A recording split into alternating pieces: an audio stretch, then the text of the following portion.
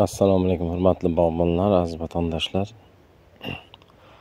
Mana bugun o'zimni bog'imdaman. Bu yerda davlar bo'yicha qisqacha ma'lumot berib o'tmoqchiman. Ya'ni bular uyg'onyapti, ba'zilari gullagan, ba'zilar mevalar tugib qolgan, ba'zilari endi novda surib kelyapti. Shular bo'yicha qisqacha ma'lumot bermoqchiman. Bu qatorimiz to'liq Fernor navimiz. Fernor navi bilasizlar, kechki uyg'onuvchi nav. Mana endi gullash davriga keldi. Bularni men 3 qism qilmadim. Nega 3 qism qilmadim? Faqat tepalarini. O'sha liderda tepasini kesdim, boshqa kesim qilmadim.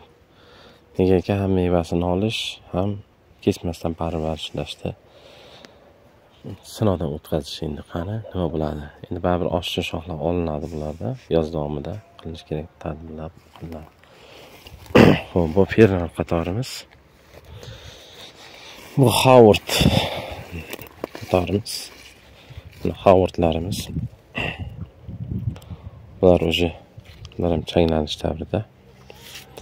Howard navimiz bu ham cher hosillar, baland o'smaydi bu ham, kalaki sort hisoblanadi. Yerda bittasi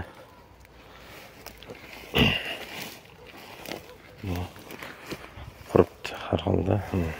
Buni texnika kesib ketgan edi. Anglashgandek bo'lmabdi. Xo'p, bu yerga eksperiment sifatida Koreya navini ekkandik. Koreyaning Kenjong 185 degan navi. Mana Koreya navi bu. Taxminan o'sha yarim metrdan sal balandroq. Mana mevalari. Koreya navi. Bular endi changlanadi. Changlanmagan mevalarini to'kadi. Bizga uni hozirchalik mevasi kerak emas. Howardlarimiz ham xuddi shunday. Bular kech uyg'onadi. Chandlerdan ko'ra nisbatan kech uyg'onadi. Xo'p. Bu qatorimiz Lara. Lara o'zi genetikasi bo'yicha tez o'suvchi nav. Bu Lara bilan Lara navlari biroz tez o'sadi. Mana endi gullash davriga kelyapti bular. Bularni men abriska qilmaganman. To'g'risi qo'lim tegmadi. Endi nasib bo'lsa abriskalarni to'g'irlaymiz. Deydilar ishlari bilan o'zini shaxsiy ishlar bilan o'rab qoldik. Mana laralar endi gullash davriga kelyapti. Bugun 26 aprel 2025-yil.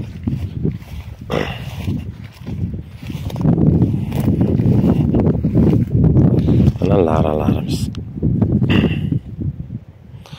Bular shunaqaki kech uyg'onadi, lekin mevalarini chandlerga nisbatan erta pishiradi. Xo'p, bular chandler bular. Adashmasam bular chandler.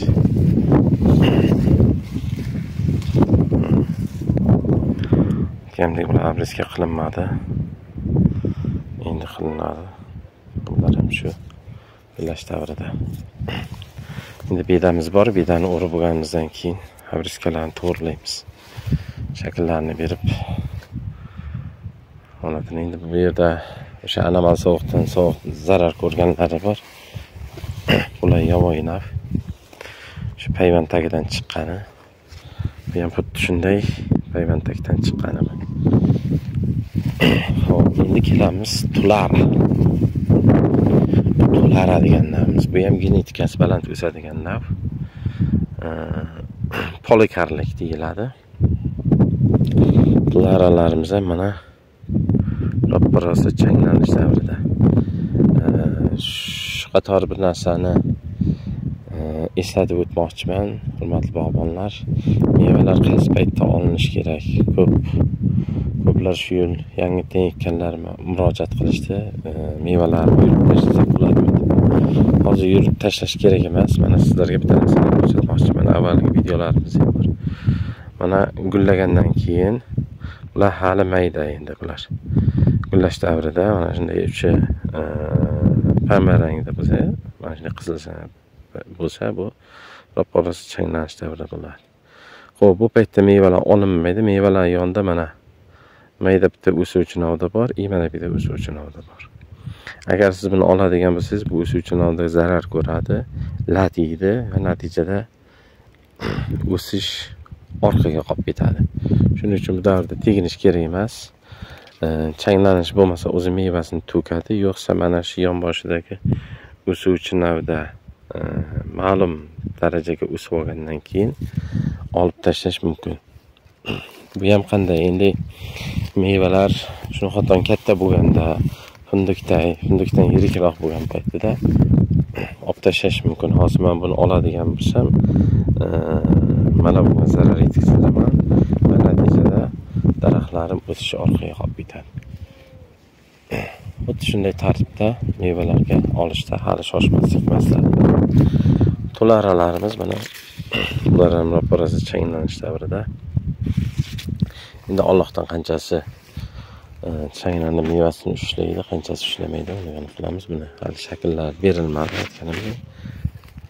Shakllarni endi hafta 10 kundan keyin vidalarimiz o'rilib, shakllarni beramiz. Xo'p. Bu navimiz rondo navi. Rondo eng kech uyg'onuvchi va changlatuvchi, kuchli changlatuvchi bo'lgan nav. Bular hali yosh bo'lgani uchun bular changlantirish qobiliyatiga ega emas hozir. Bularda hali erkak nodlar urayotgani yo'q. Bularni ham kesib shakllarni berib olsak, xudo xolasa bir o'stiramiz buni. Kesamiz. Kesmasak ilojimiz yo'q, chunki buni o'stirishimiz kerak. Ularni ko'p kesmaymiz, ular o'zi meva berib, mana qilaveradi. 3 kesim qilmaymiz ularni. Faqat liderga qarama-qarshi bo'lgan shoxlarni olamiz. Lishin shoxlarni olamiz, ularni sonlanamiz. Bularni esa bizga qilamiz bilan 3 kesimlarni qilamiz. Mana rondomiz, mana ko'rib turibsiz, 26-aprelga endi uyg'onib kelyapti. Ular hali eng kech uyg'onuvchi, ya'ni rondo bilan meylansa degan nav bor. Biz afsuski meylansani olib kela olmadik. Endi rondoni olib kelganmiz. Xudo xolasa bog'da chiroyli qilib yaxshi changlatib beradi. Xo'p. Bu ham adashmasam chantlerlarimiz bo'lishi kerak. Bu ham chantlerlarimiz. Yo'q, bular tularalarimiz bular. Adashmasam tulara. Keyingi qatorimiz chantler. Buni bu yerga xatolariga o'sha Koreyanikini ekkandik. Bulardan nimagadir mevasi yo'q. Ba'zilarida bor, ba'zilarida meva yo'q. Shunaqa holatda mana bularda meva bor. Tekni ko'rsatishni boshlabdi. Eksperiment uchun qilingan bog'. Inshaalloh yana 1-2 yilda tajribadan o'tkazdirib bularni qaysi qanday holatda bo'ladi, meva berishlari, ichini to'ldirishlari, hamma holatlarni o'rganib chiqib, 1-2 yillardan keyin bundan ko'chat chiqarishimiz mumkin. Bulardan hozirchalik ko'chat chiqarish deb planlashtirmaganmiz. Chunki bular hali sinovdan inshaalloh o'tib olsa, yaxshi natijalar ko'rsatsa, keyin ko'paytirib o'sha sovuq iqlimlarga, issiq iqlimlarga, ya'ni respublikamiz janub, shimol, keyin vodiy hududlariga, tog'li hududlarga qaysilari tushadi, o'shanga qarab keyin yo'nalish berib boraveramiz. E'tiborlaringiz uchun rahmat. Hammani xirmoniga baraka.